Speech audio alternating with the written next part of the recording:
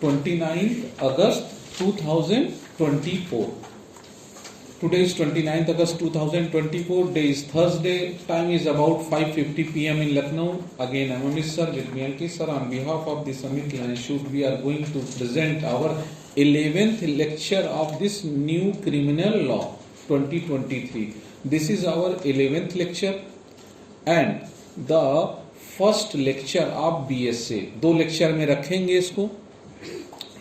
First lecture of भारतीय साक्ष्य अधिनियम. तक तुम लिखा हुआ वाला निकाल लो, जो हैंड रिटन वाला. बीएसए भारतीय साक्ष्य अधिनियम. पहले ये बीएसए ने किसको रिप्लेस किया? Indian evidence act 1872. ओल्डेस्ट था 1872, बड़ा पुराना था और उसको रिप्लेस किया गया. आखिर रिप्लेसमेंट की आवश्यकता देखिए बीएनएसएस में तो दिख रही थी और बीएनएस में भी दिखी है, कुछ चीजें समझ में आई, मगर एविडेंस चूंकि है तो प्रोसीजरल लॉ मगर प्रिंसिपल्स बेस्ड है. तो इसमें अगर देखा जाए तो टेक्नोलॉजिकली जो आजकल सब डॉक्यूमेंट इलेक्ट्रॉनिक उनका तो इंक्लूजन है, बट इन प्रिंसिपल्स बहुत ज़्यादा कोई चेंज नहीं है, बल्कि डिलीट ज़्यादा किया गया. जो हमारे जो कॉलोनियल एरा वर्ड्स थे, हर मैजेस्टी, क्वीन, इम्प्रेस, इस तरह के शब्दों को Britain parliament, Britain printing press, publication, gazette of Britain या लंदन गजेट, वो सब शब्दों को हटा दिया गया है, ये मान के कि अब उसकी जगह हम यहाँ आवश्यकता नहीं है. तो अब जरा सा एक बार हम लोग बीएसए को देखें. दो लेक्चर में इसको रखना है. तो भारतीय साक्ष्य अधिनियम हिंदी में लिख दिया गया है. एविडेंस को हिंदी में क्या बोलते हैं? साक्ष्य. तो भारतीय साक्ष्य अधिनियम 2023 है. एक्ट नंबर 47, 45 था बीएनएस, 46 था बीएनएसएस और 47 है बीएसए.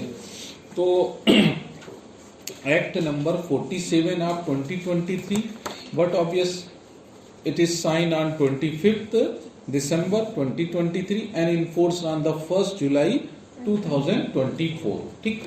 अब इसके बाद इसको हम लोग को देखना है कि कितने चैप्टर और कितने सेक्शंस हैं. तो देखिए 170 सेक्शंस है ना, और सेक्शन 170 और 12 चैप्टर्स हैं ना. 12 चैप्टर्स हैं और 170 सेक्शंस हैं. सबसे पहले 170 यानी लास्ट सेक्शन देखते हैं जो रिपील किया होगा, क्योंकि रिपील ही अब सबसे पहले देखना है. Chapter 12 repeal and savings. कोई बता रहा था पुरानी पिक्चरों को फिर से रिलीज किया जा रहा है ना, क्या बोलते हैं उसको? Re release. पुरानी पिक्चरों को फिर से री रिलीज किया जा रहा है.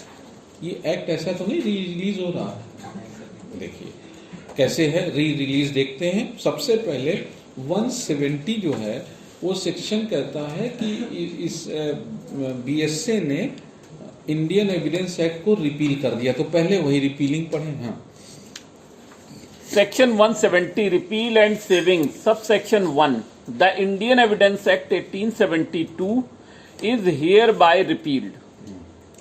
Subsection 2, notwithstanding such repeal, if immediately before the date on which this adhiniyam comes into force, there is any application, trial, inquiry, investigation, proceeding or appeal pending, then such application, trial, inquiry, investigation, proceeding or appeal shall be dealt with under the provisions of the Indian Evidence Act 1872 as in force immediately before such commencement as if this adhiniyam had not come into force. तो इसमें भी वही चीज जो सबने बोला कि इसने इंडियन एविडेंस एक्ट 1872 को रिपील कर दिया, मगर वही 30 जून रात 12 बजे के पहले अगर कोई मैटर है तो उस पे के लिए कौन अभी सरवाइव करेगी? Indian evidence act. तो उस पर वो लगेगी. उसके बाद वाले सारे इंक्वायरी, इन्वेस्टिगेशन और ट्रायल, खासतौर से ट्रायल पे अब कौन सा मामला लगेगा? ये इंडियन एविडेंस एक्ट. ठीक. तो ये 170 सेक्शंस में था. इसमें उतना कुछ खास चेंज नहीं है. तो अब हम सब स्टार्ट करने चल रहे हैं, थोड़ा थोड़ा पढ़ते हैं। सबसे पहले प्रियम्बल में चेंज है। सबसे पहले हम लोग बेयर एक्ट अपनी अपनी निकाल लें और शुरुआत में एकदम चलिए। और शुरुआत में एकदम सबसे पहले क्या था कि जो प्रियम्बल था उसमें हम लोग पढ़ते थे CDA, consolidate, defined and amend. एक शब्द हम लोग रटते थे कि इसके प्रियम्बल में, इंडियन एविडेंस एक्ट के प्रियम्बल में CDA वर्ड है, to consolidate, define and amend the law relating to evidence. तो अब प्रियम्बल जो ऑब्जेक्ट बताता है उसमें इन शब्दों से हटा दिया गया, डिफाइन एंड अमेंड वर्ड हटा दिया गया, consolidate the provisions relating to, इसमें वर्ड आ गया फेयर ट्रायल। तो let us start with the preamble. हाँ, An act to consolidate and to provide for general rules and principles of evidence for fair trial. देखिए, an act to consolidate the general rules, an act to consolidate regarding some general rules, और general rules किससे related? Fair trial. तो कुल मिलाकर इसके अब preamble से question इसलिए नहीं आएगा क्योंकि बहुत, फिर से एक बार पढ़ दीजिए, देख लेते हैं। An act to consolidate and to provide for general rules and principles of evidence for fair trial. General rules and principles of evidence for fair trial. तो फेयर ट्रायल के लिए ही इसमें अब जो इसका ऑब्जेक्ट बना दिया इस इंडियन एविडेंस एक्ट, भारतीय साक्ष्य अधिनियम का एक ये एक्ट है। कंसोलिडेट माने इकट्ठा करना। ये एक्ट उन सारे प्रिंसिपल्स और रूल को एक जगह इकट्ठा करेगा जिससे फेयर ट्रायल हो पाए। तो एविडेंस के वो सारे रूल्स और प्रिंसिपल्स को एक जगह कलेक्ट करके रखा जाएगा। इसी कलेक्शन को कंसोलिडेशन कहते हैं और यही इसका ऑब्जेक्ट है। तो इसको बोलेंगे BSA का ऑब्जेक्ट या प्रियम्बल क्या है? To consolidate the rules and principles of evidence relating to fair trial. तो ये हम लोग का हो गया। अच्छा, उसके बाद सेक्शन 1 हुआ करता था पहले भी, और सेक्शन 1 में बताया जाता था to whom, for what tribunals this evidence act apply and for what purpose this evidence act not apply। इसमें थोड़ा सा चेंज किया है, तो पढ़ दीजिए। Part 1, Chapter 1, Preliminary. Section 1, Short Title, Application and Commencement. Subsection 1, This Act may be called the भारतीय साक्ष्य अधिनियम 2023. Subsection 2, It shall applies to all judicial proceedings in or before any court, including court martials, but not to affidavits presented to any court or officer, nor to proceeding before an arbitrator. Subsection 3. पहले इतना 3 पढ़ दो। It shall come into force on the date as the central government may by gazette notification in the official gazette appoint. देखिए, पहले भी यही था, चूंकि तो शॉर्ट में केवल हम लोग डिस्क्राइब कर रहे हैं। तो पहले भी यही था, to whom what proceeding this Indian Evidence Act apply and what not apply। क्यों? क्योंकि एविडेंस एक्ट के जब प्रोविजन लगते हैं तो ना समय बहुत लेता है। क्यों? क्योंकि किसी विटनेस का चीफ होगा, फिर क्या होगा, क्रॉस होगा, जरूरत है तो री एग्जामिनेशन होगा, डॉक्यूमेंट को प्रूफ करना है, आइदर प्राइमरी और सेकेंडरी। ठीक है, ये समय बहुत। तो जहाँ शॉर्टकट जल्दी डिस्पोजल करना है वहाँ पर इसको अप्लाई नहीं करते हैं। इसीलिए जितने हमारे ट्रिब्यूनल्स बने उनमें इंडियन एविडेंस एक्ट अप्लाई नहीं होता है। आप देखिए ना, अभी जाएंगे आप डिस्ट्रिक्ट कंज्यूमर फोरम या स्टेट फोरम में, वहाँ देखिएगा कोई ऐसा नहीं कि गवाही होती है और साक्ष्य आता है उसका चीफ करा, कुछ नहीं, स्टेटमेंट, केवल डॉक्यूमेंटेशन और स्टेटमेंट से ही कंप्लीट हो जाता है। वहाँ कोई एविडेंस एक्ट का रूल अप्लाई नहीं होता, क्योंकि वहाँ स्पीडियर जस्टिस करना है। क्या करना है? जल्दी डिस्पोजल करना है और एक कास्ट इफेक्टिव बनाना है। ये जो एविडेंस एक्ट है ये बहुत महंगा कर देता प्रक्रिया को। एक विटनेस को बुलाओ, उसका ओथ कराओ, चीफ कराओ, क्रॉस कराओ, बड़ा लंबा प्रक्रिया है। इसीलिए कहा जाता है, सब इसका 1 का 2 कह रहा है, सेक्शन 1 का 2 कह रहा है कि this Indian evidence act will apply on all the court proceeding including the proceedings of the court including the court martial. अच्छा पहले ना वो विक्टोरिया नहीं लगेगा, उसी में लिखा था ना court march but not apply on the court martial convene under the Victoria act. तो अब विक्टोरिया की कोई बात नहीं रह गई, सीधे कह दिया, वो खत्म, पहले का डिलीट किया और बस इतना लिख दिया कि एविडेंस एक्ट अप्लाई होगा सारे कोर्ट प्रोसीडिंग्स में इंक्लूडिंग कोर्ट मार्शल पे भी लगेगा, मगर किस पे नहीं लगेगा तो कहा एफिडेविट्स पे नहीं लगता। एफिडेविट्स को आपको प्रूफ नहीं करना है, क्यों? क्योंकि एफिडेविट में अगर आप कुछ चीजें लिख भी देते हैं तो उसके बिहाफ पर you are not punished for giving false evidence. क्योंकि एफिडेविट ना हम लोग जब सीपीसी पढ़ते हैं तो एफिडेविट में जब आप पढ़ते हैं ना, मेरे ख्याल से ऑर्डर 19 है ना, ऑर्डर 19 जब आप पढ़ते हैं है ना, 19 ही है ना, हाँ। तो आप देखो ऑर्डर 19 पढ़ते हैं, उसमें लिखता है कि एफिडेविट पे ज़्यादातर आप अपने जो है एजम्पशंस और अपना बिलीफ लिखते हो। एफिडेविट में ज़्यादातर क्या लिखा था?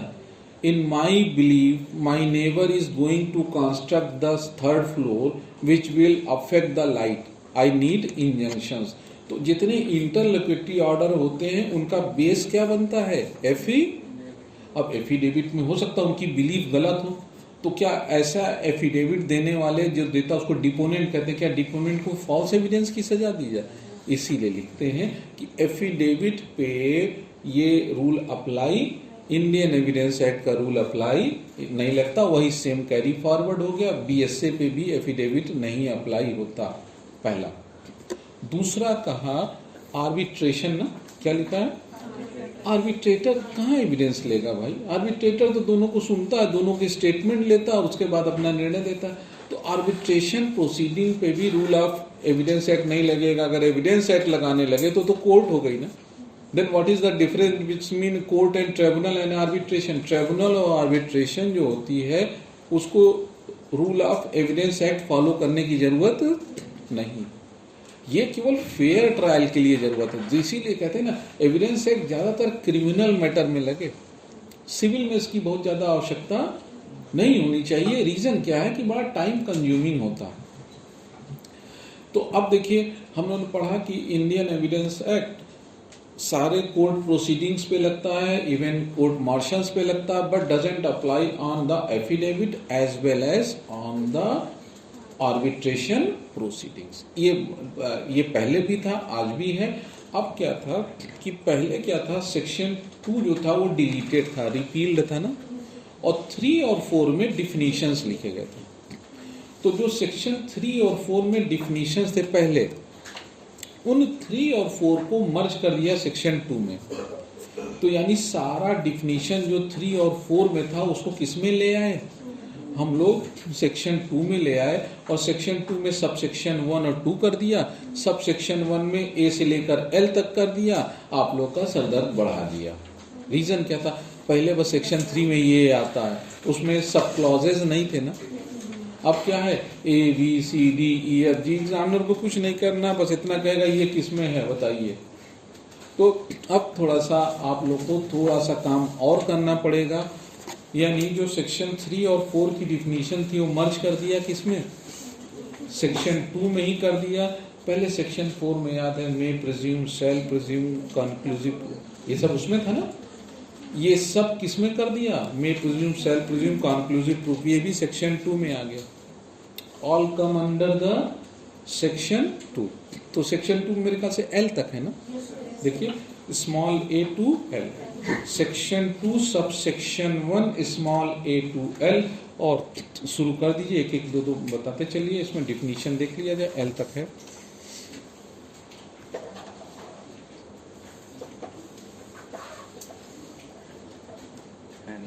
We are gone wrong English में। इंग्लिश हमारी तभी गड़बड़ हो गई ना जब बचपने में एक बार हम इंग्लिश की पूरी व्यवस्था की, हमने कहा इंग्लिश में आप बोलेंगे, खाए पिएंगे इंग्लिश में, सब कुछ नित्य कर्म क्रियाकर्म सब इंग्लिश में करेंगे। वो हो गया, दिमाग में चढ़ गया था, बस पूरा दम लगा के एक दिन गए और कोई कॉलबेल बजाया, कोई अंकल जी आए थे, हमने कहा हु यू, उधर से आया यू हु, बस अब यही गड़बड़ा गया। हमने हु यू बोला, उधर से यू हु बोले, हम कब इसके आगे तो अब अंग्रेजी नहीं चलेगी, हम कहें अंकल जी प्रणाम। अब ऐसा कोई झटका, इंग्लिश वहां हम बोलते हैं जहां अगला न जवाब दे, जहां अगला भी इंग्लिश में बोला किटपिट किटपिट, फिर हमको लगता अब आई कैम टू भोजपुरी। तो चलिए अब आ गए अंकित सर। हाँ डॉक्यूमेंट डी। नहीं, पहले शुरुआत से कोर्ट। हाँ देखिए, पहला है कोर्ट। कोर्ट बता दीजिए क्या है। कोर्ट ए, कोर्ट इंक्लूड्स ऑल जजेस and magistrates and all persons except arbitrators legally authorized to take evidence। कितना अच्छा लिखा। कोर्ट का मतलब क्या है एविडेंस एक्ट में? देखिए, यही कोर्ट की डिफिनीशन जब आप लोग BNSS में पढ़े थे तो चेंज थी। वो कह रहा था कोर्ट का मतलब क्या होता है, which has empower to give a definite जज का मतलब, कोर्ट का मतलब वहां दूसरा था। यहाँ पर कह रहा है क्योंकि एविडेंस एक्ट है ना, BSA है ना, साक्ष्य अधिनियम है ना, तो यहाँ कह रहा है कोर्ट का मतलब क्या है, तो BSA के लिए कोर्ट का मतलब द जजेस and magistrate who are empower to take evidence. मैंने क्या कहा, ट्रिब्यूनल एविडेंस लेने के लिए इंटाइटल्ड नहीं है। कंज्यूमर फोरम्स बने हैं, वो एविडेंस नहीं लेते। They are not court, they are not court, they have no power of contempt in this contempt of courts act. वो अपनी प्रक्रिया अलग चलाते हैं। तो ध्यान रखिएगा, उनके पास भी है कंटेम्प्ट की पावर, मगर वो स्पेशल पावर दी गई। ये कोर्ट केवल इन साक्ष्य अधिनियम के लिए कोर्ट वो कोर्ट है, ऐसे जज और मजिस्ट्रेट जो एविडेंस लेने के लिए एम्पावर्ड हो उन्हीं को क्या बोलोगे, कोर्ट। यानी आर्बिट्रेटर्स। हाँ बेटा। सर वो कमीशन भी आएगी क्योंकि एविडेंस वो भी लेते CPC में। नहीं, कमीशन जो होते हैं वो एविडेंस लेने के लिए उनको रखा गया, क्योंकि कोर्ट में एविडेंस नहीं आता है तो ऑर्डर 26 कहता है कि विटनेस के घर पे भेज के मंगा लो। वो कोर्ट नहीं है, वो कोर्ट का ही एक इंसिडेंटल प्रोसीडिंग्स है, वो कोर्ट का ही भाग है। अब एक साथ फिर BCD चलेंगे, फिर हाँ, इधर बी B पे आ जाए। क्या है? Conclusive proof. छोड़ दीजिए, ये सब तो हम लोग का पुराना है। C disproved. हाँ, ये भी पुराना है। D document. ये है, इसमें कुछ चेंज इसलिए कर रहे थे ना, पहले बार बार इंक्लूडिंग द इलेक्ट्रॉनिक रिकॉर्ड्स। अब डॉक्यूमेंट की जो डिफिनीशन है ना, डॉक्यूमेंट की डिफिनीशन में वो सारा इलेक्ट्रॉनिक वाला भी इंक्लूड कर लिया। तो बताइए। Means any matter expressed or described or otherwise recorded upon any substance by means of letters, figures or marks। Letter, figures और मार्क्स, ये पीछे प्री में आता है ना। चौथा जो होगा वो नहीं हुआ। लेटर, फिगर्स और एनीथिंग इंस्क्राइब, कोई चीज लिखी गई हो, एक बेस पे कोई चीज इंस्क्राइब की गई हो, वही क्या कहलाएगी, डॉक्यूमेंट। हाँ। or any other means or by more than one of those means intended to be used or which may be used for the purpose of recording that matter and includes electronic and digital records। Electronic और digital record भी आ गया इसमें, यानी जो document includes electronic and digital record, ये इसमें change किया। अच्छा, मैं कल चर्चा भी कर रहा था और आप सबको भी ये बोल रहा हूँ, आप सब भी बता सकते हैं क्योंकि ओपन फोरम पे हम लोग ये डिस्कस कर रहे हैं। मैंने कहा था इसके बाद तो फिर हम लोग आ ही जाएंगे अपने इलेक्ट्रॉनिक रिकॉर्ड्स। और अच्छा, ये सब तब आया है जब हमारे साथ सन्नाटा हो गया, वरना हम भी खूब वीडियो देखते। ऐसा कोई नहीं, देखे क्यों नहीं, देखने वाली चीज को क्या करना चाहिए, बस इसमें कौन सा डर है भाई। द थिंग्स विच आर सी वर्दी, आप तभी तक तो देखेंगे जब तक देखने की पावर है। हाँ, अब जे कृष्णमूर्ति की तरह तो इतना फिलोसफर बन जाओ, देखो बट कुछ एनालाइज ना करो। आपने किसी चीज को देखा, वो चीज अच्छी है, गंदी है, ये तो तुम्हारे दिमाग का फतूर है ना। चीजें तो न्यूट्रल ऑब्जेक्ट के रूप में दिख रही हैं, एनालाइज कौन करता है। देखिए, दृष्टा एक अलग भाव है, दृष्टा भाव इज अ डिफरेंट थिंग, जो गीता में कहा गया। दृष्टा भाव से देखो, उसमें कोई अपना ऑब्जर्वेशन, जब आप ऑब्जर्वेशन करते हैं तब आप दृष्टा नहीं रह जाते हैं, वो नेवर बिकम। विटनेस सबसे इंपॉर्टेंट क्या, विटनेस क्या होता है, साक्षी क्या होता है, जो घटना को देखे मगर उसमें अपना कोई भी इन्फ्रेंस ड्रॉ जैसा है आके कोर्ट में वैसे बता दिया। मानसिक विश्लेषण। हाँ, कोई भी तरह से मानसिक विश्लेषण मत करिए, आप साक्षी और दृष्टा भाव में रहेंगे। कहते हैं ना साक्षी बनना, तो ये उसी पे है। तो अब देखिए इसमें कह रहा, हाँ जो मैं आपसे कहना चाह रहा था कि देखो इसमें हम लोग डिस्कस कर रहे थे कि इलेक्ट्रॉनिक रिकॉर्ड और दूसरा, ये दोनों में डिफरेंस क्या है। जो हम लोग को समझ में आया, डिजिटल रिकॉर्ड का मतलब जब फॉर्म नहीं चेंज हुआ, मान लीजिए मोबाइल में आपने एक वीडियो बनाया दूसरे के मोबाइल में ट्रांसफर किया, ये डिजिटल है। तो what is difference between electronic record and digital record, ये मैं आप लोग के ऊपर छोड़ रहा हूं कि आप मुझे बताएंगे with example. I understand only through example. तो डिजिटल रिकॉर्ड और इलेक्ट्रॉनिक रिकॉर्ड हो सकता है वो वाले हो जैसे आप प्रिंट आउट वगैरह निकालते हैं या वो सब समझ में आता है, पर फिर भी आप लोग शायद इसमें ज़्यादा जानते हो कि व्हाट इज, क्योंकि ये पूरी एविडेंस में ही वर्ड लिखा है इलेक्ट्रॉनिक और digital, electronic signature, digital signature. हाँ, ये जरूर है कि डिजिटल सिग्नेचर ज़्यादा सिक्योर्ड होता है। तो ऑनलाइन बेटा कोई बताएगा इसमें?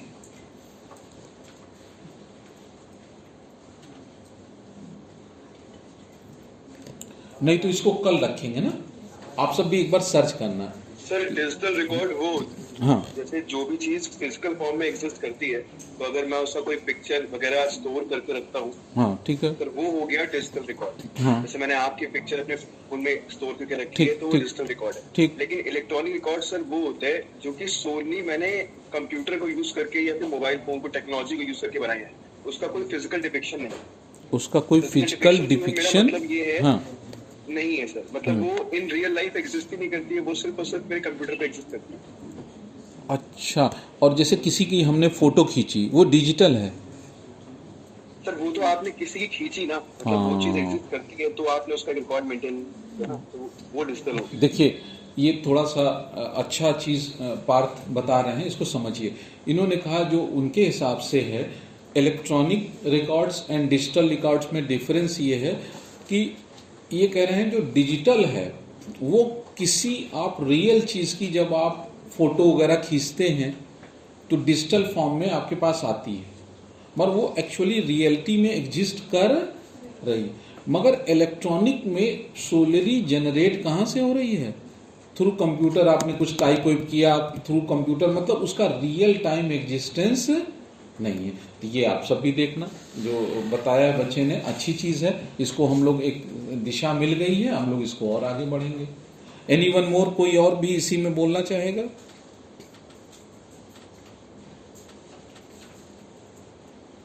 सब सहमत हो गए। यही फायदा है ना।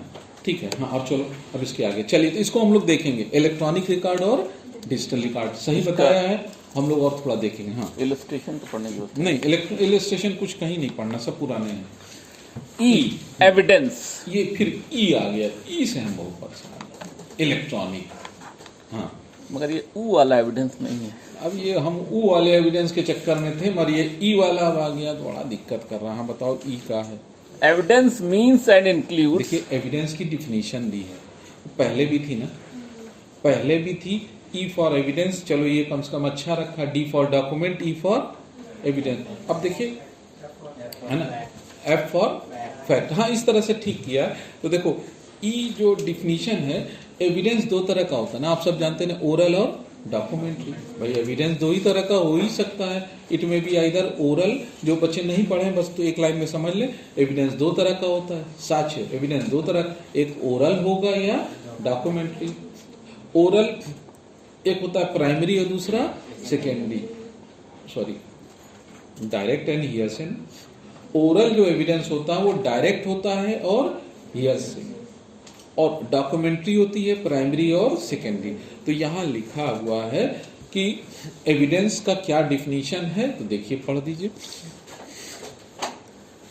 Evidence means and includes first all statements including statements given electronically which the court permits or requires to be made before it by witnesses in relation to matters of fact under inquiry, and such statements are called oral evidence. देखिए पहला क्या बताया, oral evidence. Oral और documentary दो part में तोड़ा। पहला कहा all the statements including electronic form which court permits are required. Which court underline करेंगे, permits are required to be made, किसके द्वारा, थ्रू विटनेसेस। किसके द्वारा आता है, देखिए लिखा है ना, किसके द्वारा परमिट कर रहा है स्टेटमेंट, थ्रू विटनेसेस। और विटनेसेस ही है ना, और Witnesses in relation to matter of fact under inquiry, Through and such witnesses. statement are called oral evidence. अब कह रहा है, ये देखिए कह रहा ओरल एविडेंस क्या है, तो कहा ओरल एविडेंस ये होता है कि चाहे वो फिजिकल फॉर्म में यानी जो नॉन इलेक्ट्रॉनिक फॉर्म में, या इलेक्ट्रॉनिक नया जोड़ा, जो कोर्ट रिक्वायर करे, परमिट करे बाय विटनेसेस। अब देखिए यहाँ इलेक्ट्रॉनिक इसलिए लिख दिया ना, हम लोग जान रहे हैं ना आजकल सारा जो, पहले ये था कि आपको कोर्ट में आना है, आपको डिपोज करना है, यानी कोर्ट में आइए, विटनेस बॉक्स में खड़े हुए, ओथ लीजिए, आपका चीफ ऑफ क्रॉस होगा, यानी फिजिकल प्रेजेंस इज नेसेसरी। और अभी आप लोग DNSS पढ़े हैं, उसमें हर जगह लिख दिया गया है थ्रू वर्चुअल, यानी थ्रू वीडियो कॉन्फ्रेंसिंग भी विटनेस अपना स्टेटमेंट रिकॉर्ड कर लेगा ना। कल ही तो हम लोग सब पढ़े हैं कभी। तो जब चूंकि सब इलेक्ट्रॉनिक फॉर्म में भी, तो इसीलिए एविडेंस की यहाँ डिफिनीशन को ब्रॉड कर दिया और कहा oral evidence includes which witness tell state in a court और out of court but through virtual या ई कोर्ट्स, यानी जहां से कहीं बिना आए भी अपना चाहे तो रिकॉर्ड करा लें, और वो भी एविडेंस की डिफिनीशन में आ जाएगा। और दूसरा था, देखिए तो पहला था ओरल, यानी इसमें इलेक्ट्रॉनिक को इंक्लूड कर दिया, जो हमारा सारा कल हम लोग लास्ट BNS में पढ़े हैं कि अब फिजिकली आने की जरूरत नहीं है, थ्रू वर्चुअल कॉन्फ्रेंस से, थ्रू ई कोर्ट या वर्चुअल जो कोर्ट्स बनी है उसके थ्रू भी आप अपने एविडेंस को चीफ क्रॉस कराइए, हर जगह बना हुआ है। अब दूसरा देखिए एविडेंस में, Second, documents including electronic or digital record produced for the inspection of the court, and such documents are called documentary evidence. Document, दूसरा एविडेंस या तो ओरल होगा या डॉक्यूमेंट्री। और फिर डॉक्यूमेंट जो जिसको कोर्ट एडमिट करे फॉर पर्पस ऑफ एग्जामिनेशन, इसमें भी डॉक्यूमेंट को कौन सा इंक्लूड कर दिया, इलेक्ट्रॉनिक। अब देखिए होता क्या था ना, एक छोटा सा आपको बस हम गेस करा दें, और थोड़ा सा वैसे डिटेल में जब पूरा पढ़ाएंगे तो पढ़ाएंगे। एविडेंस की ना ये डिफिनीशन थोड़ी कमजोर लगती थी, क्यों, oral evidence which court requires or permit to be made by witnesses. जो विटनेस बोलेगा वही एविडेंस है, विटनेस के अलावा। What is about the dying declaration, वो तो मर गई ना, बोलते क्या विटनेस बन के आई, उसका स्टेटमेंट क्या आप रिकॉर्ड करो, करेंगे, एडमिट करेंगे। मगर ये जो हमारी एविडेंस की डिफिनीशन थी, ये बड़ा नैरो डिफिनीशन है।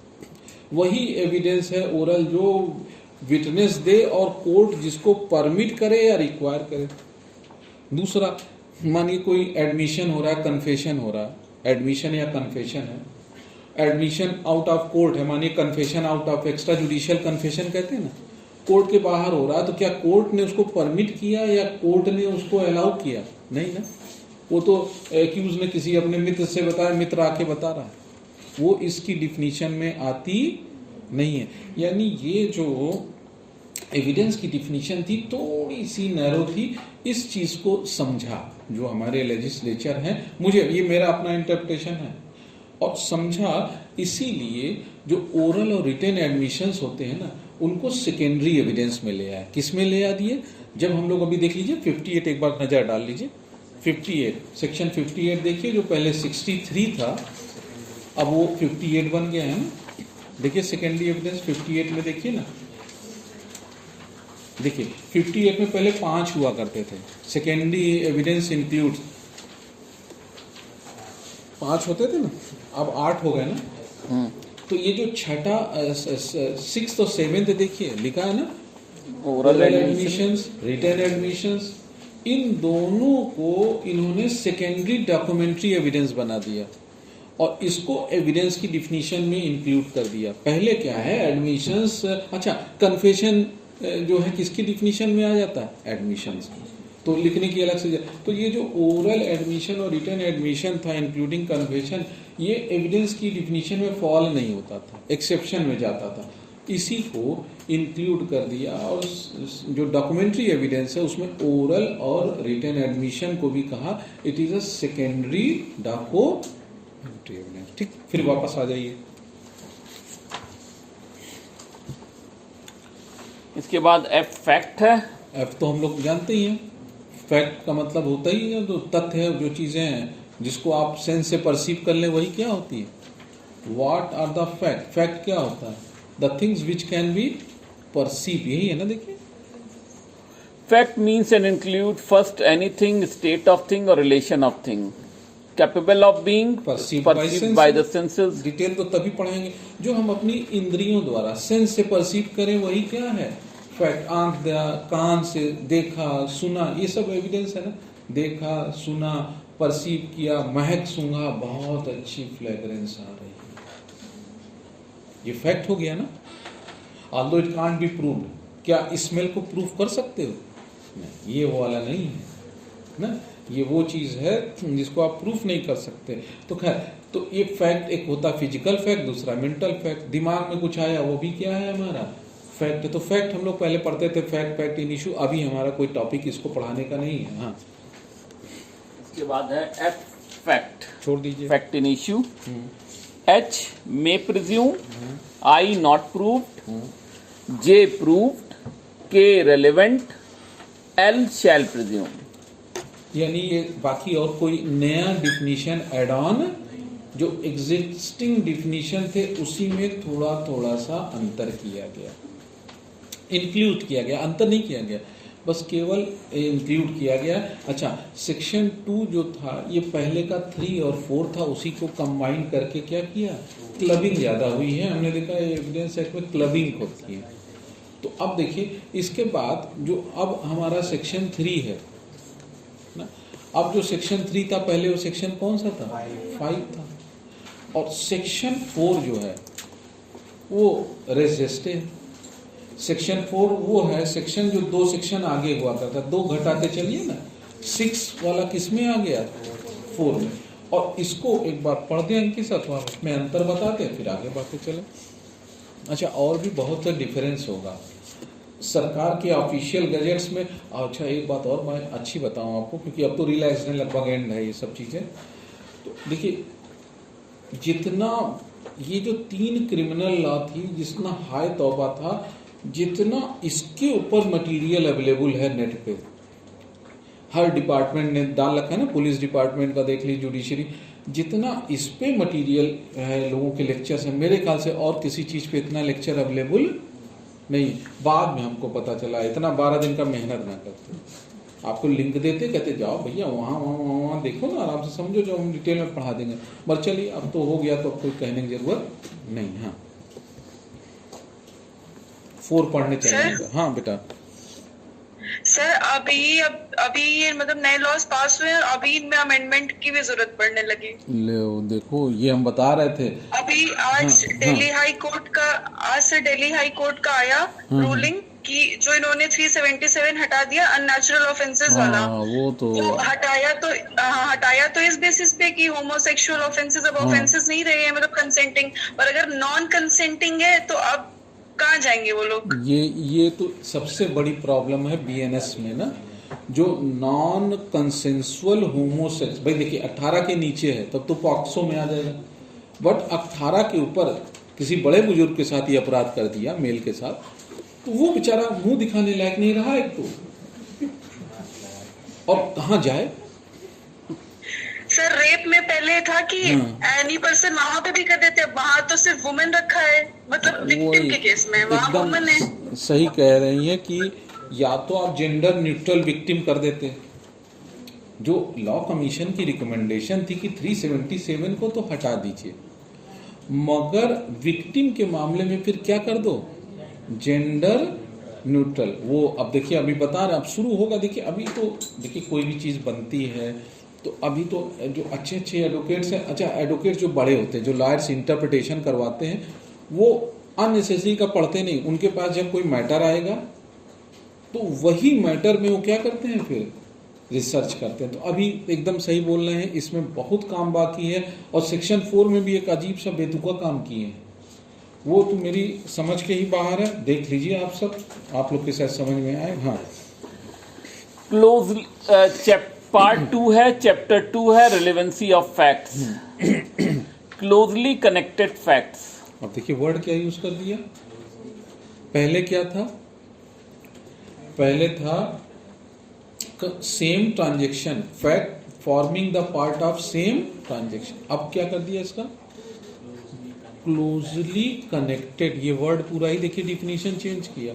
और चलिए section 4 relevancy of fact forming part of same transaction. ये क्लोजली कनेक्टेड कहाँ लिख दिया, वो उसके ऊपर जो है इसका जो है हेडिंग है। अच्छा ठीक है, क्लोजली सब पार्ट कनेक्टेड। कह सकते हैं। ये हम लोग नहीं देखे थे, क्लोजली कनेक्टेड। भैया बहुत लोग कनेक्ट होते हैं।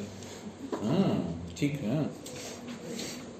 Facts which though not in issue are so connected with a fact in issue or a relevant fact as। देखिए पहले क्या था ना, रेस जेस्टे हम लोग पढ़ते थे ना, सेक्शन 6 कहता था ऐसे ऐसे एक ट्रांजेक्शन हुआ। ट्रांजेक्शन का समझ लो मतलब रेस जेस्टे क्या होता है, ए ने बी को मारा, ये एक ट्रांजेक्शन है ना। अच्छा जब ए बी को मारेगा तो ए जरूर मुंह से कुछ बोलेगा, कुछ तारीफ करेगा, आशीर्वाद देगा। और बी जब पिटेगा तो कुछ तो अपनी ओर से, भाई कुछ शांत होके तो पिटेगा नहीं, वो कुछ बोलेगा। अच्छा अड़ोसी पड़ोसी जो वीडियो बनाते हैं वो भी जरूर कुछ बोलेंगे। तो ये जो घटना ए का बी को पीटना, इस घटना के साथ जो जो चीजें कनेक्टेड हैं वो भी किसका पार्ट बन जाती हैं, सेम ट्रांजेक्शन का, और वो रेलिवेंट हो जाती थी। मगर पहले क्या वर्ड था जो ब्रिटिशर्स ने बनाया था कि रेस जेस्टे को देखिए, बहुत रेस जेस्टे एक ऐसी खतरनाक चीज थी। ये सेक्शन 6 जो पहले था उसमें चाहो तो पूरा एविडेंस शामिल है। जो अनर्गल चीजें, इरेलीवेंट चीजें, वो भी उसमें क्या हो जा रही थी, रेलिवेंट हो जा रही थी। तो इसलिए ब्रिटिशर्स ने जो रखा था, fact forming the same transaction, fact are so connected with, fact are in issue, बस इतना लिखा था। Fact which are connected with fact in issue, क्या ए ने बी को मारा, इससे रिलेटेड जो अगल बगल की चीजें हैं, अगर वो स्पॉन्टेनियस और कंटेम्परेरी हैं तो वो रिलेवेंट हो जाती है। अब कह दिया मेन इशू से ही नहीं, रेलिवेंट फैक्ट से भी जो चीजें कनेक्टेड है वो भी रेस जेस्टे का क्या बन जाएंगी, पार्ट। तो जो पहले वर्ड था fact though not in issue are so connected with fact in issue, उसके साथ एक वर्ड और क्या जुड़ किया, रेलिवेंट फैक्ट। इसलिए कर दिया कि वो बहुत से एविडेंस जो छूट जाते थे, जिनको प्रोसिक्यूशन एडमिट नहीं करा पाता था, उनको भी अब प्रोसिक्यूशन क्या करा ले जाएगा, क्या सर ठीक है फैक्ट इन इशू से रिलेटेड नहीं है, पर देखिए ए ने आज बी को मारा है ना, पर उसके पहले देखिए बी ने ए को मारा था और तमाम चीजें और बताएगा जो इस इशू से तो नहीं कनेक्टेड होगी, मगर वो रेलिवेंट होगी किसी और सेक्शन में, उससे भी रिलेटेड चीजें क्या कहला देंगी, रेस जेस्टे। तो अब जो बेसिक रेस जेस्टे था उसको हटा दिया गया। अब यहाँ फैक्ट इन इशू के साथ क्या और वर्ड यूज हो गया, रेलिवेंट फैक्ट। तो फैक्ट इन इशू से कनेक्टेड ही नहीं, फैक्ट रेलिवेंट फैक्ट से भी जो कनेक्टेड फैक्ट है वो भी एविडेंस में रेलिवेंट हो जाएंगे, एडमिसिबल हो जाएंगे। ठीक, ये हम लोग का कौन सा सेक्शन है, 4। डिटेल में तो अभी थोड़ा इंटरप्रिटेशन आने दीजिए, कुछ किताबें आए तो हम लोग पढ़ा जाए तब समझ में आए। तो अभी जो हम लोग के दिमाग में चल रहा वो हम आपको बता दे रहे हैं। उसके बाद देखिए जो उसके बाद ना वो 7, 8, 9, 10 ना वो सारा था, वो सब 2-2 सेक्शन घटा दो। जो पहले 7 था क्या बन गया होगा 5, यानी वो जो सारा आप देखिए तो 2-2 सेक्शन सरकाते चलो तो सेक्शन 17 जो एडमिशंस वाला था, डिफिनीशन ऑफ एडमिशन था ना 17 में, तो अब 15 हो जाएगा। एकदम देखिए एकदम सिस्टमेटिक है, और साथ में तुम लिखा वाला भी रखना है ना। तो देखिए हर उसमें कितना घटाते गए हैं हम लोग, 2-2 घटाते चलिए, तो अब 15 हो गया। अब इसके बाद ये तो चल जा रहा है, देखिए 17 to 21, 17 से 21 तक एडमिशन से रिलेटेड था ना, वो तो ठीक है। अब 17 से जो 17 से 21 था ना, 4 सेक्शन, वो 15 से कितना हो गया 19। और अब जो 20 है, जो पहले 22, बट ऑब्वियस बात है क्या रहा होगा, जो 22 था इंडियन एविडेंस एक्ट में, वो कौन सा सेक्शन बन गया 20, और जो ए था उसको भी इसी में जोड़ दिया। तो 20 सेक्शन में 22 और 22A दोनों क्या कर दिया, ऐड कर दिया। यानी क्लबिंग, हम क्या बोल रहे हैं बार बार, चीजों को क्लब ज्यादा किया गया, मर्जिंग, यानी एक साथ इकट्ठा करके रख देने का काम किया गया है। तो 20 में सेक्शन 22 और 22 कैपिटल ए, ये दोनों शामिल कर दिया गया। 21 में देखिए क्या है, admission in civil cases when relevant, section 21। अब देखिए ये 23 था ना, ये पहले क्या होता था भाई, सिविल केसेस में हम लोग पढ़ते थे कि अगर प्रॉमिस ऑफ सिक्रेसी से सिविल लिया गया तो एडमिसिबल नहीं होगा। यानी ये जो सेक्शन है 21 ना, ये पहले सेक्शन कौन सा था 23, 2 सेक्शन घटा दीजिए। तो अभी तो फिलहाल हम लोग को मिल जा रहा है कि चलो 2 सेक्शन घटा दे। अब आइए जो 22 है वो देखो कौन कौन से बना दिया, वो 22 को 24, 28, 29। अच्छा देखिए ये सेक्शन 22 में बड़ा हेट्रोजेनिटी यानी इकट्ठा कर डाले। 22 में कायदे 24 आना चाहिए था ना, वो तो आ गया, और साथ ही साथ 2 और आ गए, कौन कौन 28 और 29। 28 और 29 इन दोनों को साथ ले आए हैं 24 के। 24 में याद होगा ना कि अगर कन्फेशन लिया गया है भाई, प्रॉमिस, थ्रेट है ना, इंड्यूसमेंट, थ्रेट और promise.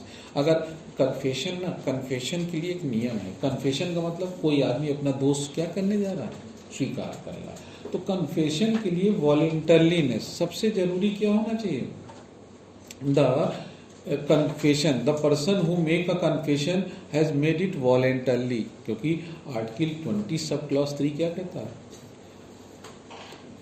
Rule against self incrimination, no person is bound to give statement against himself, संविधान का ना आर्टिकल 20 सब क्लॉज 3 कहता है no person is bound to give evidence against himself. तो माना जाता किसी को जोर दबाव देके आप कन्फेशन नहीं कराएंगे, हाँ अगर उसकी इच्छा हो रही है तो कन्फेशन कर ले। और कन्फेशन भी आप लोग पढ़े थे, 2 तरह का होता है, एक जुडिशियल और दूसरा एक्स्ट्रा जुडिशियल। जब कोर्ट में जाकर कन्फेशन करो ड्यूरिंग इन्वेस्टिगेशन, पहले वो 164 CRPC था, 183 BNSS हम लोग पढ़े नहीं थे, एनी मजिस्ट्रेट वर्ड लिख दिया है, जिसको लेकर डाउट हो रहा है कि 183 में क्या था, any magistrate whether have a jurisdiction or not can record a confession of accused, मगर वो confession voluntarily होना चाहिए, उसको हम लोग बोलते थे जुडिशियल कन्फेशन। और कोर्ट के बाहर जज के सामने ना किया गया हो, किसी और से कन्फेशन किया गया हो, डॉक्टर से किया गया हो, मित्र से किया गया हो, रिश्तेदार से किया गया हो, किसी से किया हो, उसको क्या बोलोगे, एक्स्ट्रा। कन्फेशन के लिए वेदर जुडिशियल और extra judicial there should be a rule. एक रूल था 24 का, वो कहता था जब भी कोई कन्फेशन करे तो उसको कोई इंड्यूसमेंट, थ्रेट या प्रॉमिस ना, ITP हम लोग रखते थे ना, इंड्यूसमेंट, थ्रेट या प्रॉमिस, धमकाया गया कि अगर नहीं करोगे तो तुमको पैर से लटका देंगे, अगर करोगे तो सर से लटकाएंगे, एटसेट्रा एटसेट्रा, ठीक, धमकी, इंड्यूसमेंट। तो इंड्यूसमेंट, थ्रेट और प्रॉमिस में एक कोअर्जन वर्ड यूज कर लिया, एडिशनल क्या कर दिया, कोअर्जन, यानी इंड्यूसमेंट, थ्रेट, धमकी देना और प्रॉमिस, कुछ वचन देना। इसके साथ एक वर्ड और लाने की जरूरत थी, क्योंकि ऐसी चीजें की जा रही थी जिसमें हो सकता है कोअर्स किया जा रहा हो, किसी को कोअर्स किया जा रहा हो, और कोअर्जन करके किसी से अगर कन्फेशन लिया जाएगा तो वो भी वॉइड होगा, इररिलेवेंट। तो इसमें कौन सा वर्ड ऐड ऑन किया गया, तो आपसे ITP पहले था, इंड्यूसमेंट, थ्रेट, प्रॉमिस, और एक चौथा वर्ड कौन सा यूज कर दिया गया, कोअर्जन, प्रपीड़न या दबाव। कोअर्जन शायद डिफाइन नहीं किया है, कोअर्जन यहाँ डिफाइन नहीं है। कोअर्जन तो थोड़ा बहुत जो डिफाइन है कॉन्ट्रैक्ट में ना, सेक्शन 15 है ना, 15 ही है ना, हाँ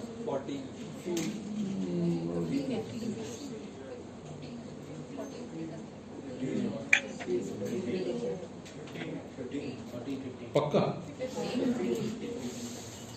15 ना 14 ना 15 15 15 ठीक है। 15 क्या कहता था? What is coercion? कहता था coercion when any person threaten to can commit any act which is punishable in IPC। तो वही तो कोअर्जन है। किसी को धमका रहे हैं कि तुम अगर कन्फेशन नहीं करोगे तो फिर तुमको तुम्हारे साथ ये कर देंगे वो कर देंगे। तो ये पहले शायद थ्रेट में कवर नहीं हो रहा था, तो इसको किस में कवर करने की कोशिश की गई है? यानी वॉलेंटरीनेस का डोमेन बढ़ाया गया। कन्फेशन मस्ट बी वॉलेंटरली, उसके लिए डोमेन बढ़ाकर क्या लिख दिया गया? कोअर्सन। ठीक। और इसमें फिर साथ ही साथ जोड़ दिए हैं वही 2 सेक्शन और ले आए हैं 28 और 29, क्योंकि 28 कहता था कि जब ये ना इंड्यूसमेंट थ्रेट प्रॉमिस हट जाए तब कन्फेशन वैलिड होगा। ठीक है। और 29 कहता था एक्स्ट्रा जुडिशियल कन्फेशन के लिए कुछ रूल्स बताते थे। इन सब को क्या कर दिया? एक साथ कर दिया, क्लब अप किया। तो 22 में 24, 28 और 29 हो सकता है अब आगे चल के ये सब भी प्रिलिमिनरी के क्वेश्चन बने। ठीक है। और चलिए 23 में देखिए क्या क्या किया है। सेक्शन 23 BSA, हाँ देखो जरा क्या क्या है। कन्फेशन टू पुलिस ऑफिसर, इसमें कौन कौन सा 25, 26, 27। अच्छा, जो 25, 26, 27 कितना अलग अलग था, अच्छा लगता था, है ना। 25, 26 और 27, 25 कायदे से 2 घटाएं तो किस में आना चाहिए? 23 में आ गया, मगर साथ ही साथ 2 कजिन भी आ गए, फर्स्ट कजिन और सेकेंड कजिन, यानी 25, 26 और 27 ये 3 को एक ही सेक्शन में डालने की आवश्यकता रही होगी, शायद इसीलिए डाला गया है। ठीक है। तो अब देखिए ये किस सेक्शन में आ गया? 23।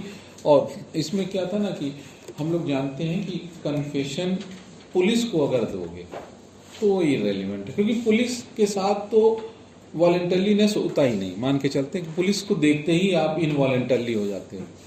ठीक है। कोई नहीं, पुलिस सामने खड़ी ना तो आप एकदम जो आपका एक रियलिटी में जो आपका बिहेवियर है तो आप गुस्से में आ जाएंगे उसको देख के, या आप अपने आप को एक्स्ट्रा सतर्क करने लगेंगे ना, बाल ठीक करके एकदम ऐसे कि ऐसा ना हो कि कहीं भाई उसका मन है कि हम किसी को आज टैटू बनाएंगे, सुबह से नहीं उसने ये कार्य किया है। तो ये इसलिए पुलिस के सामने तो माना जाता है कि कोई पुलिस के सामने एकदम बुला के आओ भैया आओ, आप पुलिस हो? आप हाँ पुलिस हैं। कै स्टार? उसने कहा 3 स्टार। हम तुमसे कन्फेशन करेंगे। तो वो कहेगा कि यहाँ आप हमसे कन्फेशन करने की जरूरत, क्योंकि हमसे करोगे भी तो इसकी कोई वैल्यू, अगर बहुत इच्छा है तो चलो तुमको कहाँ ले चलें? मजिस्ट्रेट साहब पास। वो बैठे बैठे फ्रस्ट्रेट हो रहे हैं, चलो वहाँ रिकॉर्ड करा दें, है ना। तो यानी पुलिस को कन्फेशन जो दिया जाएगा वो इनवैलिड होगा। ये चीज़ पहले 25 बोलता था, फिर कहा पुलिस को ही नहीं, पुलिस कस्टडी में, पुलिस की कस्टडी यानी थाना ना, कस्टडी 2 होती ना, पुलिस और जुडिशियल। तो पुलिस की कस्टडी में एक्यूज ने किसी से भी कन्फेशन किया हो वो क्या होगा? बट लिख दिया गया था, but if it is made in immediate presence of, इसमें एक्सप्लेनेशन देखिए हटा दिया। तो एक बार पढ़ दीजिए 23। Confession to police officer, section 23, subsection 1. No confession made to police officer shall be proved as against a person accused of any offence. Subsection 2. No confession made by any person while he is in the custody of a police officer, unless it is made in the immediate presence of magistrate, shall be proved against him, provided that when any fact is deposed to as discovered in consequence of information received from a person accused of any offence in the custody of a police officer, so much of such information, whether it amounts to a confession or not, as relates distinctly to the fact discovered, may be proved. कितना अच्छा। पहले क्या था, हम सब question एक बुझा बुझा उगल खेलते थे। 27 इज एन एक्सेप्शन टू 26 की 25, अब ये सब खत्म कर दिया ना, तीनों को किस में कर दिया? याद है ना, पहले हम लोग यही सब तो पढ़ते थे, वो तमाम केसेस थे ना, ठीक है। तो अब सारे क्वेश्चन को सेटल करते हुए सीधे लिख दिया कि 23 में पहला सब सेक्शन रखा कि पुलिस को दिया गया कन्फेशन रिलीवेंट नहीं। 2 में कहा गया कि भाई अगर पुलिस कस्टडी में दे रहे हो तो दो, और मगर किसकी प्रेजेंस में? मजिस्ट्रेट। फिर यहाँ एक एक्सप्लेनेशन लिखते थे और मजिस्ट्रेट को डिफाइन करते थे, अब खत्म कर दिया। इसका मतलब क्या कुछ शायद केवल यहाँ वर्ड मजिस्ट्रेट है। अब अगर सेक्शन 3 या बीएनएसएस से जाए तो मजिस्ट्रेट का मतलब तो जुडिशियल मजिस्ट्रेट ना, मगर यहाँ अभी इसका इंटरप्रिटेशन की एक्सप्लेनेशन हटा दिए तो अब ये नहीं क्लियर हो रहा है कि क्या जैसे 164 में एनी मजिस्ट्रेट लिख के घूम गए ना, 183 में एनी मजिस्ट्रेट, तो यहाँ पे भी हालांकि वर्ड एनी नहीं किया, केवल क्या वर्ड लिखा, ये एलोबरेट करना पड़ेगा कि ये मजिस्ट्रेट क्या, पहले हम लोग जुडिशियल जानते थे, पहले क्या जानते थे? अब इसका एलोबरेशन, इंटरप्रिटेशन और इसी के साथ प्रोविजो जोड़ दिया। प्रोविजो जोड़ देने से फायदा क्या हुआ? एकदम एग्जैक्टली कि ये मान लिया जाएगा ये 2 का क्या है? एक्सेप्शन। यानी पुलिस कस्टडी में अगर पुलिस को कोई भी इंफॉर्मेशन दी गई वेदर कन्फेशनल और not, if it resulted into a discovery, तो उतनी चीज प्रूफ हो जाएगी। यानी बड़ा सीधा लिख दिया कि वो सारा सेटल डाउन खत्म करिए। अब सीधा कह दिया कि पुलिस की कस्टडी में अगर पुलिस को कुछ बताया गया और एज अ रिजल्ट डिस्कवरी हो गई तो वो उसके अगेंस्ट यूज किया जाएगा। यानी इसमें हाँ बेटा सर एक सेक्शन 22A डिलीट हो गया है। नहीं, डिलीट शायद नहीं हुआ, उसको देखो शायद 20 में जोड़ दिया है, देखना सब सेक्शन जोड़ा है, वो उसी में जोड़ दिया है। 20 में ही किसको जोड़ दिया? 22। एक बार चेक कर लीजिएगा क्योंकि हम लोग भी अब सब पढ़ रहे हैं, पढ़ेंगे धीरे धीरे आएगा। सर हाँ बेटा। सर जो 27 में एक्सकल्पेटरी और इनकल्पेटरी हुआ करता था, देवमान उपाध्याय के केसेस थे, वो सब इसमें तो कुछ ऐसा दिए नहीं हुआ कि हाउ मच इन्फॉर्मेशन रिसीव। देखो पहले एक बार प्रोविजो एक बार पढ़ाते हैं, एक बार पढ़ दीजिए। सही कह रहा है बच्चा, बहुत तगड़ा चेंज है। देखो provided that when any fact is deposed to as discovered in consequence of information received from a person accused of any offense in the custody of a police officer, so much of such information, whether it amounts to a confession or not, as relates distinctly to the fact discovered, may be proved. हाँ, तो एक वही रखा है, change नहीं किया। का depots यानी जो कोई भी फैक्ट, अब यहाँ बड़ा क्लियर कर दिया, पुलिस कस्टडी में पुलिस ऑफिसर को कोई भी फैक्ट बताया गया। पहले कंफ्यूजन होता था कि क्या पुलिस ऑफिसर को, तब तो 25 हिट करेगा। अब कह दिया कुछ नहीं, चाहे वो स्टेटमेंट कन्फेशनल हो चाहे नॉन कन्फेशनल, जो भी फैक्ट डिपोज किया गया, बताया गया, अगर वो इंडिपेंडेंट रिकवरी हो जाती है, ये ने कहा मैंने मारा है और जो चाकू है वो चलिए वहां हम छुपा के रखे हैं, पुलिस ले जाती है इंडिपेंडेंट विटनेसेस के साथ। अरे क्या गिरा है? कुर्सी टूटी है? अरे तुम बच गए ना, इधर आ जाओ बेटा, इधर। सॉरी,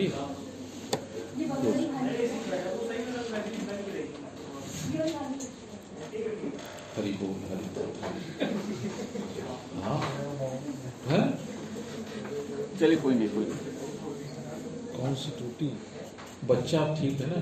कौन गिरा?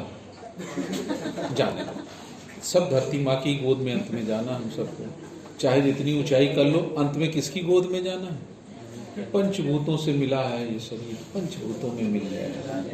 राधे राधे, है ना? तो क्या छत गिर गई? हाँ, हम लोग को क्या लगता है ना, देखो भैया मकान बनवाए हैं, नहीं पर छत हमारा अपना अपना पुराना था, ये नए में डिजाइन लगवाए हैं जो झुनझुना टाइप का दिख रहा है। ये तो एकदम हवा है ये। चलिए अगेन, ये प्रोविजो इसके साथ लिखने का बस सेंस यही है कि पहले क्या था देखो मुझे हंसी आ जाती है कुछ। अच्छा हम हंस रहे हैं, हम खुद एक कुर्सी पे ऊंचाई पे बैठे हुए है ना।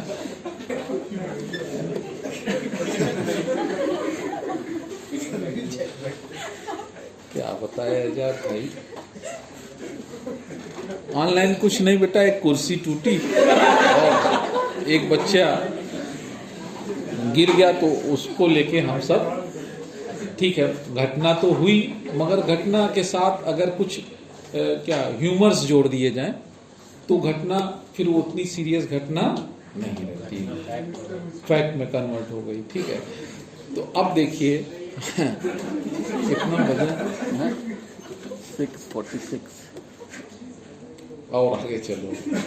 ये देवमन उमन का बेटा देखो चलेगा, जानते क्यों? देवमन में ये नहीं कहा गया था, देवमन में ये कहा गया था कि एक तो इंडिपेंडेंट डिस्कवरी हो, पहला चीज, और जो केस था ना वो एक्सेप्शन को लेके केस था कि क्या पुलिस कस्टडी में अगर पुलिस ऑफिसर को हम स्टेटमेंट दे रहे हैं तो क्या वो रेलिवेंट होगा। अब सारा साइलेंट कर दिया और क्या कह दिया, सीधे कह दिया कि कुछ नहीं, पुलिस कस्टडी में पुलिस वालों को अगर तुमने दिया बस वो वॉलेंटरली होना चाहिए। कैसा होना चाहिए? पर इनवॉलेंटरली होगा तो वो रिलेवेंट नहीं। अगर वॉलेंटरली है, वो कुछ एक्यूज बता रहा है, इसीलिए तो एक्यूज को क्यों पुलिस कस्टडी में क्यों लेते हैं? कोई ऐसा तो है नहीं पुलिस थाने में लिया उसको कुछ खिलाना पिलाना नहीं।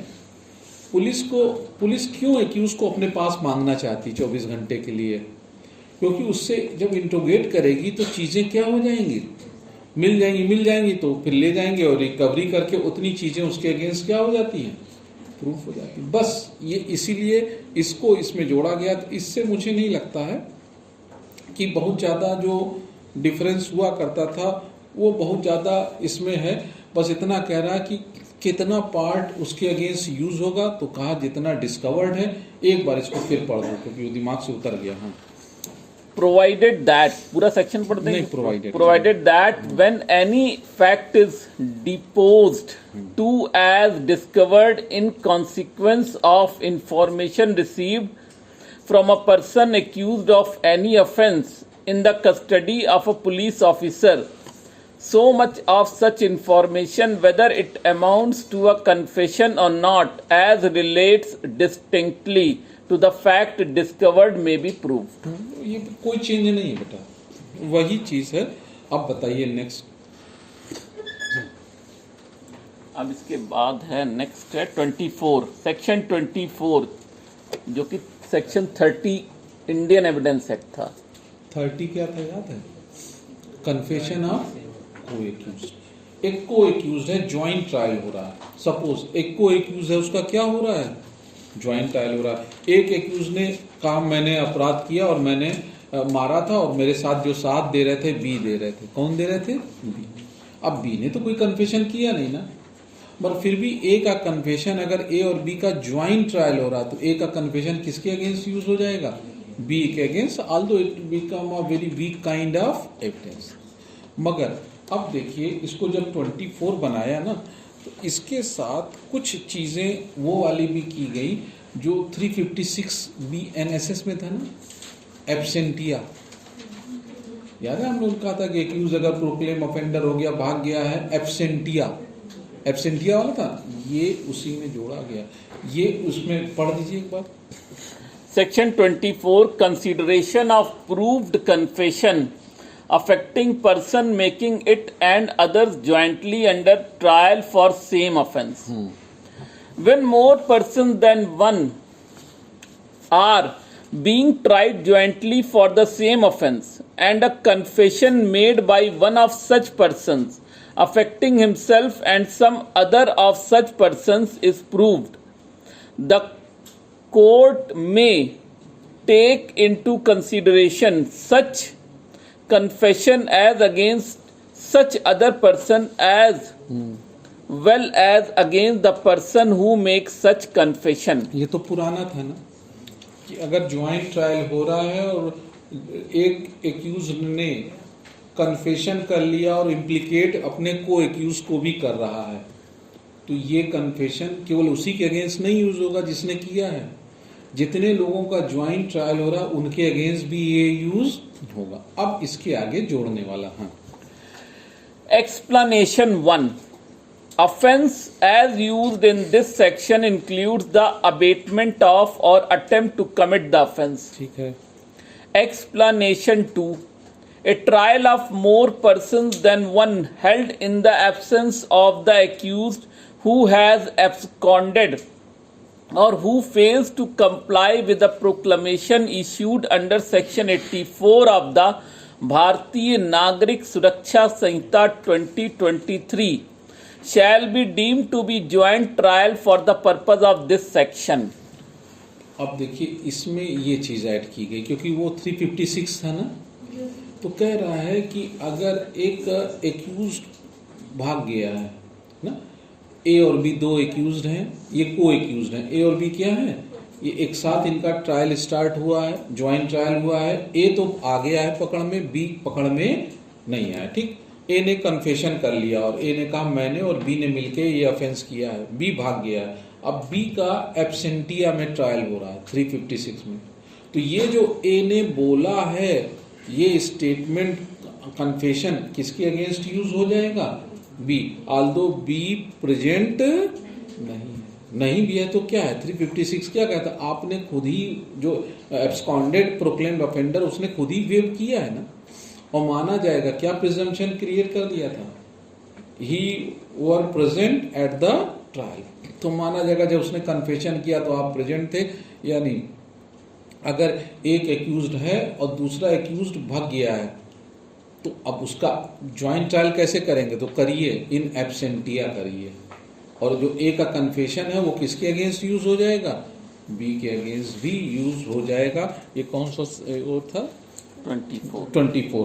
अब देखिए 24 होते होते 6 सेक्शन का जंप हो गया, 30 की जगह कौन सा आ गया ये, तो अब यहाँ इसीलिए हमने कहा था ये सीरीज उरीज यहाँ पे शायद चलना थोड़ा मुश्किल है, हालांकि थोड़ा बहुत तो चल रही है। तो अब यहाँ देखिए 6 का जंपिंग चालू हो गया। अच्छा, जो पहले था डाइंग डिक्लेरेशन 32 डी 32 जी, अब नहीं हो गया 32, अब कौन सा हो गया, 6 कम करो 26 ना, अब 26 हो गया। बहुत ज़्यादा सब चेंज देखिएगा होगा, सब याद करना पड़ेगा। तो अब जो डाइंग डिक्लेरेशन में मैंने अभी फिलहाल तो नहीं पढ़ा है, देखो ये ऑनेस्टली बता रहा हूँ, केवल हमने चेंज देखा है, मगर उम्मीद है कि कोई भी चेंज, मेरे ख्याल से 8 सब क्लॉजेस थे ना उसमें, पहले 8 थे ना, 8 अभी भी होंगे वो। अच्छा, अरे मतलब कुछ चेंज करना है, जो 8 था उसको क्या कर दिया, ABCDEFG, जो रोमन वाला 1 2 3 4 7 8 था उसको शायद इन्होंने ये जो नई चेंज है उसमें ABCD कर दिया है। हाँ, बड़ा चेंज दिख रहा है। ये तो रिलीज हो रही है पिक्चरें, हो रही है ना पिक्चरें, हम भी रेडियो सिटी कभी कभी सुन लेते हैं तो उसमें बताते हैं रिलीज। हमारा जो रेडियो सिटी है ना, एलेक्सा है अपनी ठीक, सबकी है। अच्छा, आप सबकी है, और जो हमारा है अपना तो हम अपना जानेंगे ना, तुम्हारे क्या जाने, ठीक। तो उसमें केवल वो आता है ऑल इंडिया रेडियो, और सब भूतपूर्व गाने आते हैं। भूतपूर्व समझ गए ना, लता और रफी वाले, बहुत पुराने गाने। तो इन नया वाला तो हमको जब गाड़ी में बैठते हैं तो रेडियो सिटी जब चलता है उसी में तो रिलीज ही है, और कुछ नहीं। 32 यानी 26 है। और चलिए फिर है इसके बाद 35 नहीं, देखिए 41 6 कम हो रहा था ना, तो देखिए इसमें अगर 6 कम हो रहा था तो देखिए उसी हिसाब से ये सीरीज में कम हुआ, यानी जो हमारा 41 रहा होगा, रेलिवेंसी ऑफ प्रीवियस जजमेंट था ना, रेलिवेंसी ऑफ प्रीवियस जजमेंट वो था 41 ना, रेलिवेंसी ऑफ प्रीवियस जजमेंट मेरे ख्याल 41 था ना, रेलिवेंसी ऑफ प्रीवियस जजमेंट 41 था। और ये पूरा टॉपिक था 39 से लेकर 44 तक। 39 से लेकर कहाँ तक था, 44। मेरे ख्याल से उसको अगर हम लोग 6 कम कर लें तो ये चैप्टर कहाँ से चालू हो रहा है, देखो ये चैप्टर 33 से चालू हो रहा होगा, और देखिए कहाँ तक चालू हो रहा है, वही मतलब नहीं, पहले ये चैप्टर 33 से नहीं चालू हो रहा। अरे चैप्टर नहीं, सब चैप्टर ना उसका रेलिवेंसी। आप देखिए प्रीवियस जजमेंट एक चैप्टर होगा, एक चैप्टर क्या सब जो भी होगा रेलिवेंसी आप judgment of courts when relevant. हाँ ये है हाउ मच स्टेटमेंट। ठीक है। तो ये पूरा वही है। अगर हम लोग केवल 6 याद रखें ना, केवल 6 याद रखें, उसमें याद है 41 जो हुआ करता था, 41 ये कहता था judgment in rem there are certain judgment which are pronounced by a lower court. देखिए जजमेंट इन रेम सर्वबंधी निर्णय, ऐसा जजमेंट जो सब पे बाइंडिंग हो, ये केवल हाई कोर्ट और सुप्रीम कोर्ट देती है। मगर इसमें बोला गया कि कुछ मैटर में हमारी लोअर कोर्ट का भी जजमेंट पर्सोनम ना हो के कैसा होगा, जजमेंट इन रेम। पहले वर्ड था कोर्ट, केवल क्या था वर्ड कोर्ट। अब क्या है, ट्रिब्यूनल्स भी वर्ड यूज किया। क्यों? क्योंकि देखिए इसमें 4 चीजें थी ना, याद होगा आपको 4 चीजें थी। पहला था मैट्रिमोनियल, एडमिरल्टी, इंसॉल्वेंसी और प्रोबेट। तो प्रोबेट, एडमिरल्टी, इंसॉल्वेंसी और मैट्रिमोनियल 4 जुरिस्डिक्शन एक्सरसाइज करके अगर कोर्ट कोई जजमेंट देती है तो वो आगे के मामलों में लागू हो जाएगा। यहां वर्ड केवल क्या यूज था, कोर्ट। अब क्या वर्ड यूज कर दिया, ट्रिब्यूनल। तो इसको एक बार बस एक लाइन देख लीजिए। Section 35 relevancy of certain judgment in probate etc. jurisdiction. Subsection 1. A final judgment, order or decree of a competent court or tribunal in the exercise of probate, matrimonial, admiralty. Court are final judgment of court or tribunal. ये जो tribunal word है ये add कर दिया गया क्योंकि कई ऐसे स्पेशल ट्रिब्यूनल्स बन गए थे जो एडमिरल्टी के मामलों में ट्रिब्यूनल डिसाइड कर रहा था मैटर। अब यहाँ पर केवल क्या लिखा था, कोर्ट। तो हो सकता है कुछ स्पेशल ट्रिब्यूनल कॉन्स्टिट्यूट किया जाए for purpose of Admiralty, probate, matrimonial के लिए हो सकता है कुछ स्पेशल बनाने चले कोर्ट। तो ऐसे मामलों में कहा चाहे कोर्ट का फाइनल जजमेंट हो चाहे ट्रिब्यूनल का, अगर ये 4 में से कोई भी एक्सरसाइज करते हुए ज्यूरिसडिक्शन करेंगे तो उसका जो प्रभाव होगा केवल पार्टीज पे ही नहीं होगा, वो सब पे लागू होगा। तो अब हाँ, Admiralty Competent court or tribunal in the exercise of probate, matrimonial, admiralty or insolvency jurisdiction which confers upon or takes away from any person any legal character or which declares any person to be entitled to any such character or to be entitled to any specific thing, not as against any specified person but absolutely, is relevant when the existence of any such legal character or the title of any such person to any such thing is relevant. अच्छा, तो इसका केवल ये कह रहा है ये केवल उन्हीं पार्टीज के लिए नहीं, एब्सोल्यूट हो जाएगा अगर किसी लीगल कैरेक्टर या टाइटल से रिलेटेड है।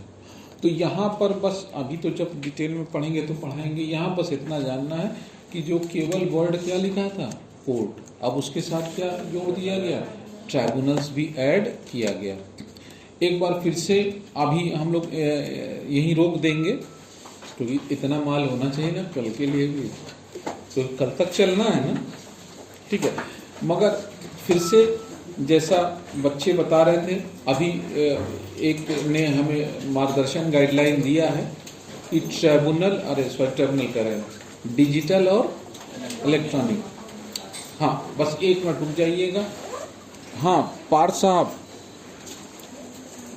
Can you hear me? English में हियर कर सकते हैं, है ना? एक बार बेटा फिर बताओ, एक बार सुनिएगा आप लोग। हाँ, डिजिटल रिकॉर्ड होता है किसी भी ऐसी चीज का आपने पिक्चर, ऑडियो रिकॉर्ड कर रखा है जो ऑलरेडी एग्जिस्ट करती है किसी फॉर्म में, फिजिकल फॉर्म में। और सर इलेक्ट्रॉनिक रिकॉर्ड वो होता है जो सोली हमने कंप्यूटर पे या इलेक्ट्रॉनिक डिवाइस को यूज करके रिकॉर्ड किया है। इसमें सर एग्जांपल के बेसिस पे, जैसे मान लीजिए मेरे पास एक म्यूजिक रिकॉर्ड करने का डिवाइस है, जैसे इलेक्ट्रॉनिक म्यूजिक होता है। अब मैंने EDM म्यूजिक रिकॉर्ड किया है, तो सर वो तो हो गया मेरा इलेक्ट्रॉनिक रिकॉर्ड, क्योंकि मैंने एक इलेक्ट्रॉनिक डिवाइस को यूज करके उसको रिकॉर्ड किया, उसका कोई फिजिकल फॉर्म नहीं था। लेकिन मैं आपकी आवाज को रिकॉर्ड कर रहा हूँ तो सर वो डिजिटल रिकॉर्ड में आएगा, क्योंकि आपकी आवाज आपके फॉर्म में एग्जिस्ट करती है।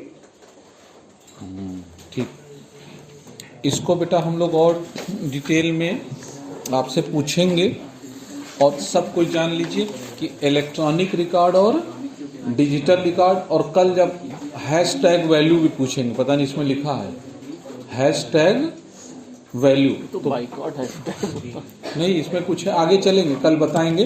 तो आज की क्लास हम लोग यहीं पे रोकते हैं। कल जो बचा है इसमें इसको एंड करके, अच्छा मंडे से हम लोग क्या स्टार्ट करेंगे, हिंदू लॉ स्टार्ट करेंगे। अच्छा मैं कोई किताब रिकमेंड नहीं कर रहा हूँ, ठीक है, हम अपने हिसाब से, हाँ इसको, हाँ पहले थैंक यू वेरी मच, पहले रिकॉर्डिंग बंद कर रहे हैं, ठीक।